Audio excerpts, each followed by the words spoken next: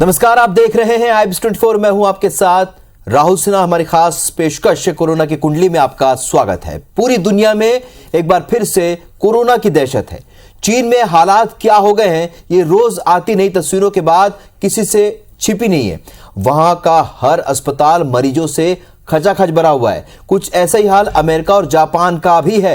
एक दिन में लाखों नए मरीज सामने आ रहे हैं। जाहिर है चिंता हमारी भी है। सरकार आने वाली नई लहर की चुनौतियों से निपटने की तैयारी में जुटी हुई है, लेकिन इस बीच एक गुड न्यूज आई है। जरा सोचिए कि डॉक्टरों के हाथ ऐसी कोई तकनीक लग जाए जिसमें शुरू में ही यह पता चल जाए कि अगले 5 से 7 दिनों में कौन सा मरीज सीरियस होने वाला है, कौन मरीज आईसीयू तक जाने वाला है, किसे वेंटिलेटर की जरूरत पड़ने वाली है। जी हां, ऐसा चमत्कार कर दिखाया है रायपुर के पंडित जवाहरलाल नेहरू मेडिकल कॉलेज की मेडिकल रिसर्च यूनिट के हेड डॉक्टर जगन्नाथ पॉल और उनकी टीम ने। डॉक्टर पॉल और उसकी सहयोगी डॉक्टर योगिता राजपूत ने कैसे किट की खोज की है जो कोरोना मरीज के पता चलते ये पता कर लेती है कि वो आगे चलकर सीरियस होगा या वो आसानी से कोरोना को मात देने में सक्षम है। उनकी जो सहायक है डॉक्टर योगिता राजपूत ने से इस शानदार खोज पर चर्चा की हमारे सहयोगी राजेश राज ने।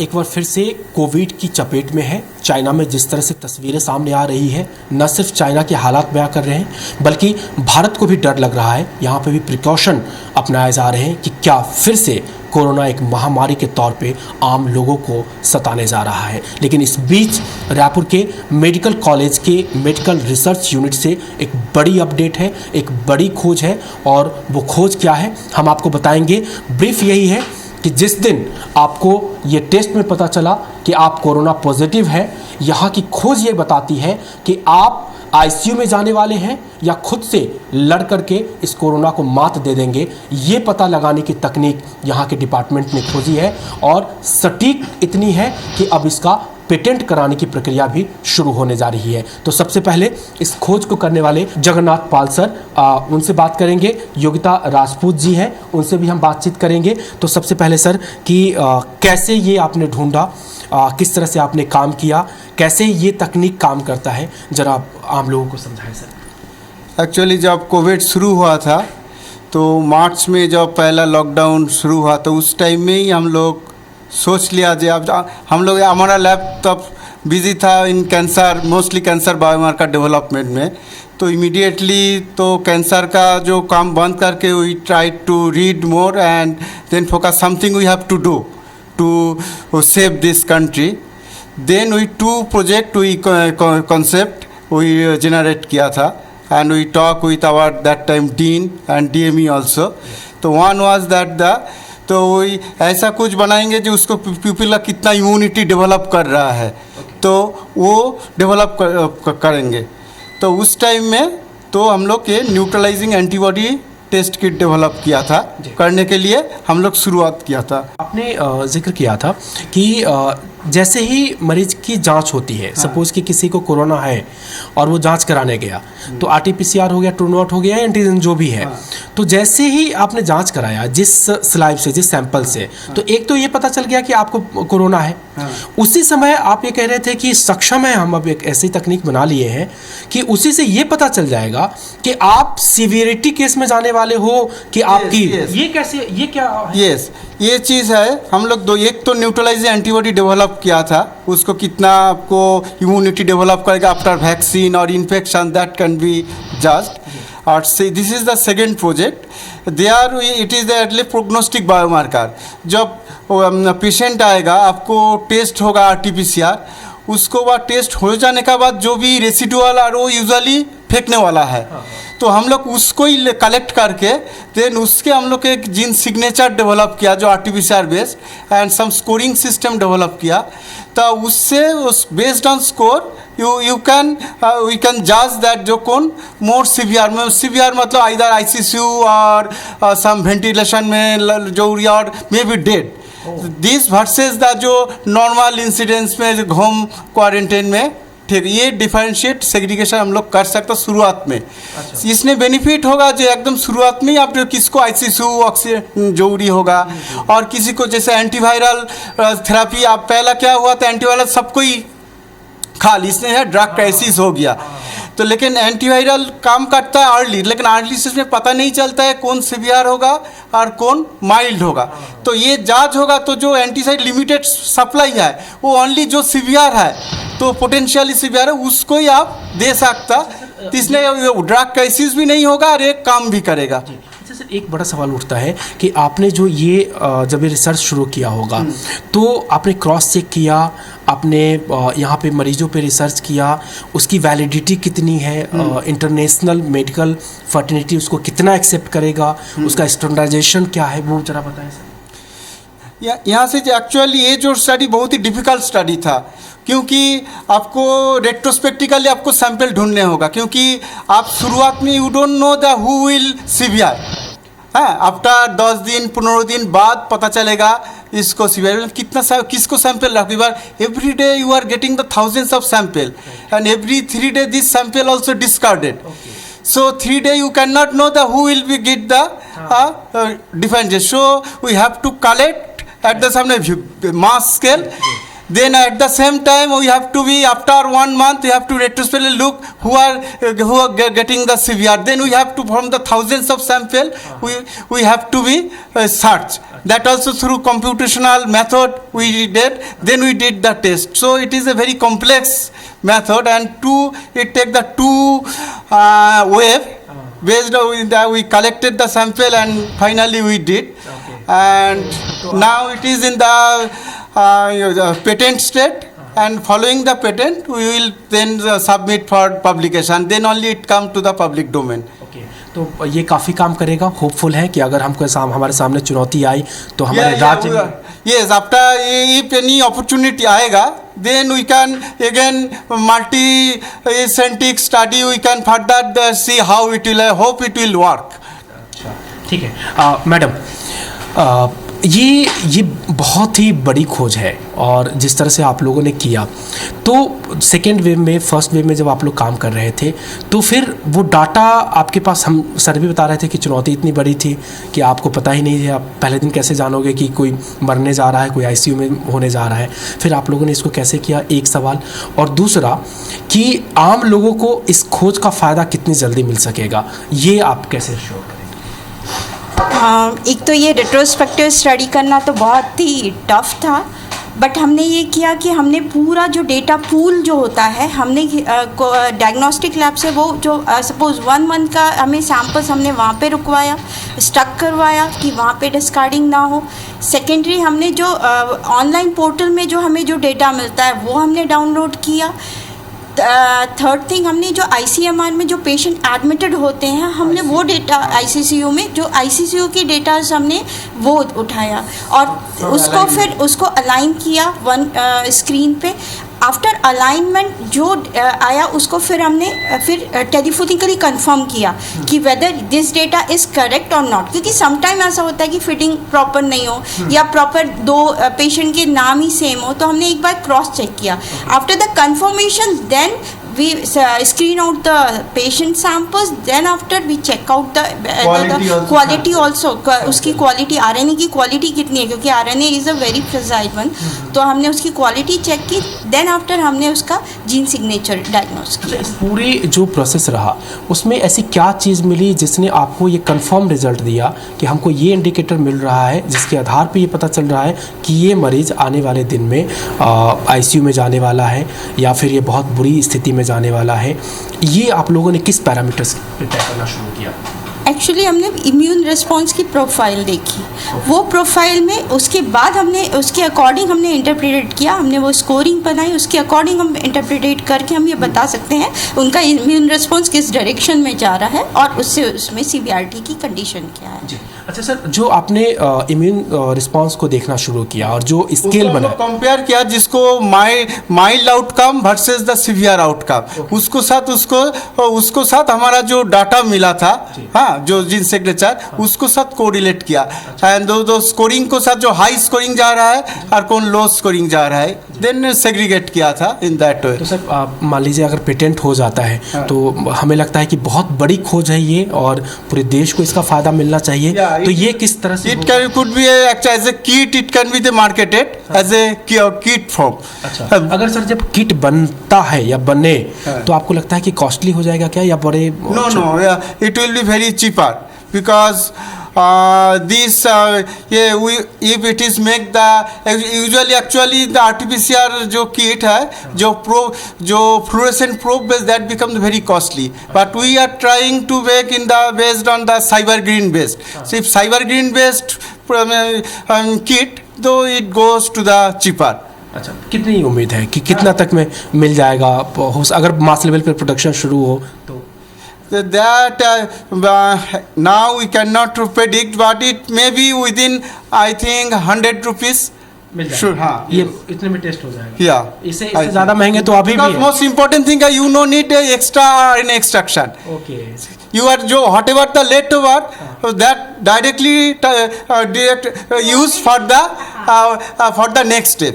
Okay. So it one step is already reduced. हाँ। एक ही किट से दोनों हो जाएंगे। बचा हुआ जो आपका RNA सैंपल है उसी से ही हम दूसरे लैब में आप देकर उसे प्रोफाइल चेक कर सकते हैं, प्रोग्नोस्टिक प्रोफाइल चेक कर सकते हैं। ओके, अच्छा सर एक चीज़ और भी जो चर्चा में पता चली कि ये 90% तक एक्यूरेट आ रहा है जो आप लोगों ने तय किया और जो बताया, तो उसमें भी कोई कंडीशन है कि अगर कोई एकदम स्वस्थ आदमी आया है उसका जो इम्यून सिस्टम वर्क कर रहा है वो, या फिर जो कॉम्प्रोमाइज्ड जिसका इम्यून सिस्टम है जो ऑलरेडी सप्रेस दवा पे है वो, या फिर जो कोमॉर्बिडिटी का शिकार है? Exactly. Actually, if it is the patient is not the comorbid, then it will be close to 90. But in case of comorbidity, even if you have the good immune system or other defense system, still you may get the severe form.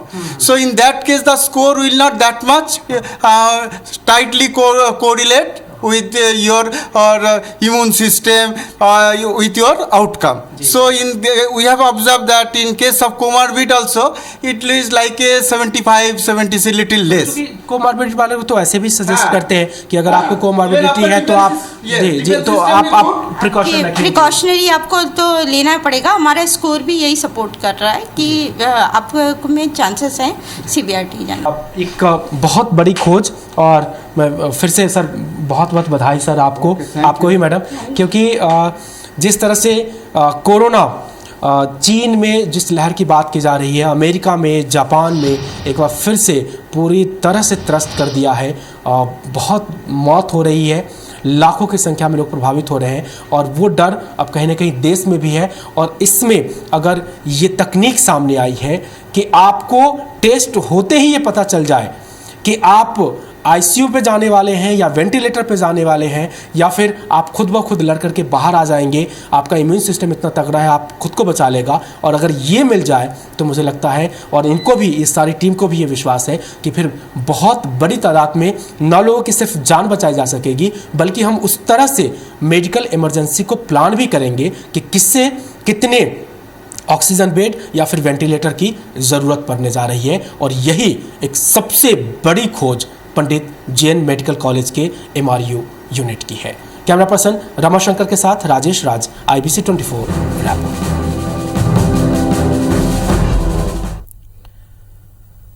तो हमारे सहयोगी राजेश राज की आपने report देखी और इस report को देखकर ये साफ तौर पर समझ में आ रहा है अगर सब कुछ ठीक रहा और सही डायरेक्शन में अगर सारी बातें आती हैं तो कोरोना की कुंडली खुल चुकी है और एक बड़ी उपलब्धि हमारे जो मेडिकल कॉलेज है रायपुर के JNU मेडिकल कॉलेज है उसको एक बड़ी उपलब्धि मिलती नजर आ रही है। राजेश राज हमारे सहयोगी इस वक्त लाइव जो हमारे साथ जुड़ रहे हैं। राजेश, सारी बातचीत हमने सुनी, सारी रिपोर्ट हमने देखी और दोनों ही डॉक्टर्स की बात हमने सुनी है, लेकिन अगर हम इसको मेडिकल टर्मिनोलॉजी में ना समझकर, कठिन शब्दों में ना समझकर, आसान शब्दों में और बहुत संक्षिप्त में समझें तो कितनी बड़ी उपलब्धि है?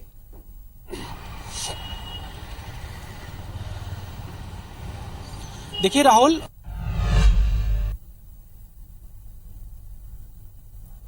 चलिए हमारे सहयोगी राजेश से जुड़ने की कोशिश करेंगे। इस वक्त हम आपको बता दें कोरोना की कुंडली खुल चुकी है। जी हां, जो टेस्ट हम शुरुआत में कराते हैं उसी टेस्ट से अब यह तय हो जाएगा कि जो मरीज है वो किस कंडीशन में जा सकता है? क्या वो सीवियर हो जाएगा? क्या वो इस स्थिति में आ सकता है क्या कि उसे वेंटिलेटर में रखा जाए, या उसे ज्यादा प्रभाव कोरोना का नहीं पड़ेगा और उसे सामान्य चिकित्सीय सुविधाओं के साथ उसे ठीक किया जा सकेगा? यानी कि ये सारी बातें शुरुआत में ही पता चल जाएंगी। तो राजेश राज हमारे सहयोगी एक बार जुड़ चुके हैं। राजेश, थोड़ा सरल शब्दों में हम समझेंगे इसे।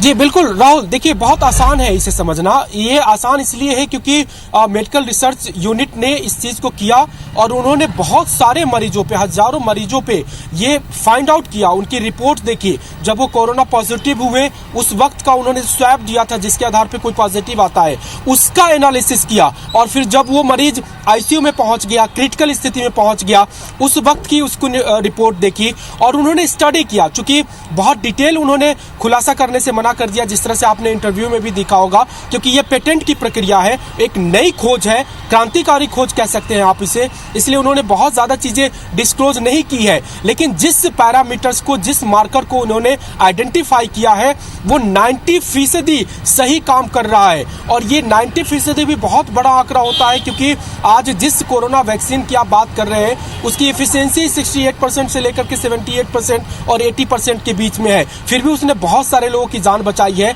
अगर 90% तक की ये एफिशिएंसी, ये किट काम कर रहा है, तो आप समझिए इसको इस रूप में कि जैसे ही किसी का कोरोना टेस्ट हुआ, उसको इस किट पे अगर एनालाइज किया गया तो उसी समय फिल्टर हो जाएगा कि इस 100 मरीज में से ये 10 या 12 मरीज ऐसे हैं जो अगले 7 से 8 दिन में इनकी हालत बिगड़ने जा रही है। ये या तो आईसीयू में चले जाएंगे, वेंटिलेटर पे चले जाएंगे, या इनको ऑक्सीजन देने की जरूरत पड़ेगी। तो जो 10 मरीजों की आपने पहचान कर ली, अगले 8 से 10 दिन के बाद में उनको आईसीयू और ऑक्सीजन बेड की जरूरत पड़ने वाली है। अगर ये आपको पता चल गया तो फिर जो कोविड मैनेजमेंट है वो बहुत आसान हो जाएगा। उन मरीजों पे आप शुरू से ही ध्यान देना शुरू कर लेंगे। जिस तरह से हमारे पास सर्विलांस टीम है, मेडिकल की टीम है, होम आइसोलेशन की टीम है, अगर ऐसे मरीज आइडेंटिफाई हो जाते हैं तो शुरू दिन से ही उनको स्पेशल केयर दिया जा सकता है और उनके लिए आगे आने वाले दिन में अगर ऑक्सीजन बेड और वेंटिलेटर की जरूरत पड़ी तो उनको रखा जा सकता है। इस तरह से हम मौत को बहुत कम कर सकते हैं, मौत के आंकड़े को। और जो बाकी लोग हैं जिनमें वो पैरामीटर्स दिखा रहा है कि उनकी इम्यून सिस्टम बहुत अच्छी है, वो खुद से फाइट कर लेंगे, उनको आप भरोसा भी दिला पाएंगे इस खोज के बाद में कि आप घबराइए मत, आप खुद ब खुद ठीक होने जाने हैं और आप बहुत माइल्ड स्थिति में है, आपका शरीर खुद इससे लड़ रहा है, आपको घबराने की जरूरत नहीं है। तो ये दो फ्रंट पे डॉक्टर्स और वैज्ञानिकों को काफी राहत मिलेगी।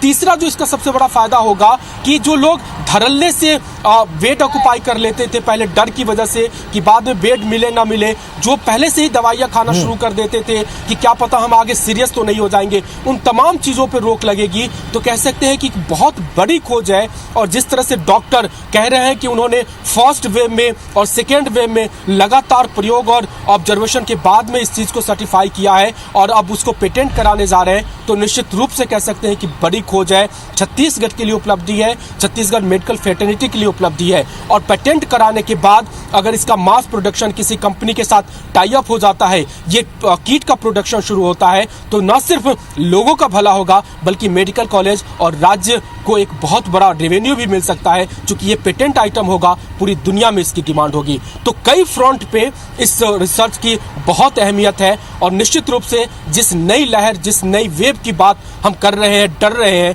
उसमें ये टेक्नोलॉजी बहुत मदद करने जा रही है। बिल्कुल। और राजेश, कई बार क्या होता है, बड़ी बड़ी मुसीबत से निपटने का रास्ता बहुत आसान या छोटा सा हो सकता है। जाहिर सी बात है, पूरी दुनिया जब आज इससे जूझ रही है कोरोना की समस्या से, पूरी दुनिया में रिसर्च जारी है, डॉक्टर्स, वैज्ञानिक, सारे लोग रिसर्च कर रहे हैं। ऐसे में अगर रायपुर में जो बैठे डॉक्टर्स हैं ये कर पाते हैं तो बहुत बड़ी बात होगी। पेटेंट की बात करें राजेश, पेटेंट को लेकर फिलहाल आगे क्या प्रक्रिया होगी?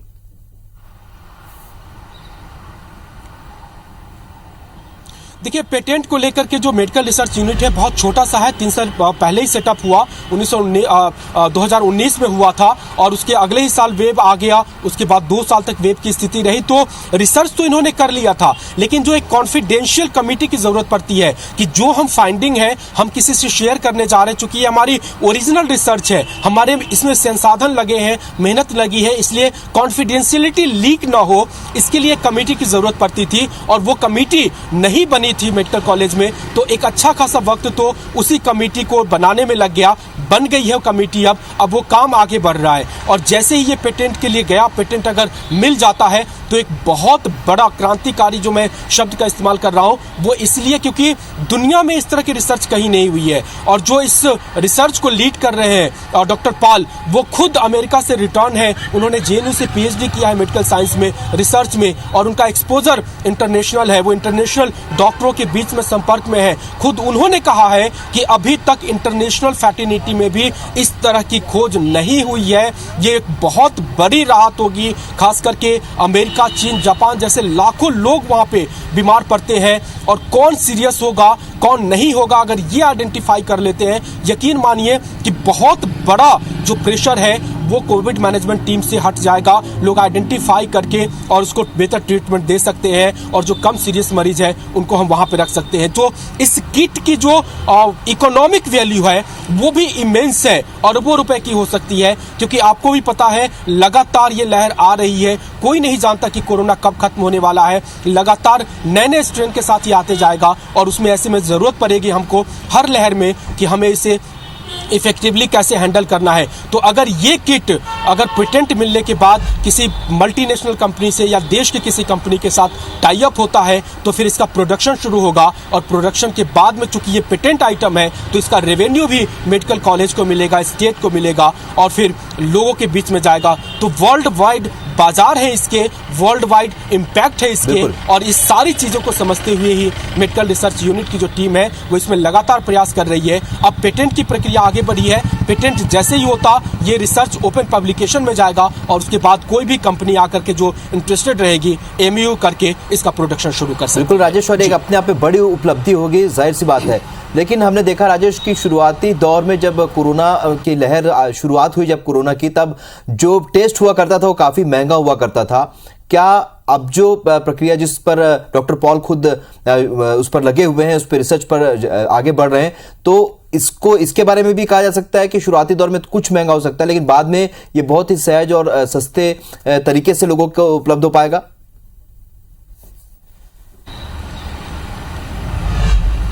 देखिए, अभी जो ये खोज है वो लेबोरेटरी लेवल पे है। लेबोरेटरी लेवल की जो बहुत सीमित संसाधन है उस पर रिसर्च किया गया है, तो अभी तो इसका मार्केट वैल्यू कुछ भी नहीं कह सकते। ये रिसर्च के आधार पे काम कर रहा है जिस किट को इन्होंने बनाया है। लेकिन जिस टेक्नोलॉजी की ये बात कर रहे हैं वो टेक्नोलॉजी बहुत ही सस्ती है। यानी मास प्रोडक्शन में अगर कोई कंपनी इसे बनाने जाती है तो डॉक्टर खुद कह रहे हैं कि महज 100 रुपए की ये किट होगी, जिसके आधार पे किसी पेशेंट के आगे सीरियस या नॉन सीरियस होने की संभावना व्यक्त की जा सकती है। महज 100 रुपए की ये किट आ जाएगी।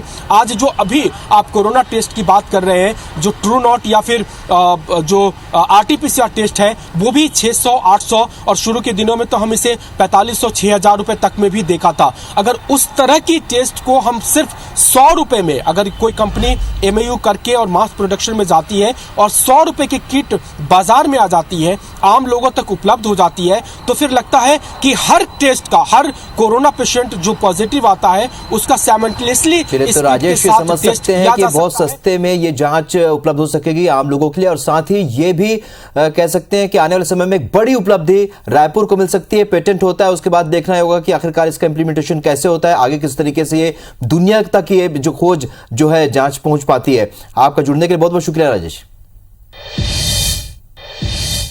तो कोरोना की कुंडली खुल गई है, और जिस तरीके से रायपुर के 2 वैज्ञानिक जो जांच कर रहे हैं, अगर वो जांच सही दिशा में आगे बढ़ती रही और उसके सुखद परिणाम जब दिखने शुरू हो जाएंगे और पेटेंट हो जाएगा, तो एक बड़ी उपलब्धि रायपुर को मिल सकती है। हमारी इस खास पेशकश में फिलहाल इतना ही, लेकिन ताजा अपडेट के लिए आप बने रहिए IBC 24 के साथ। नमस्कार।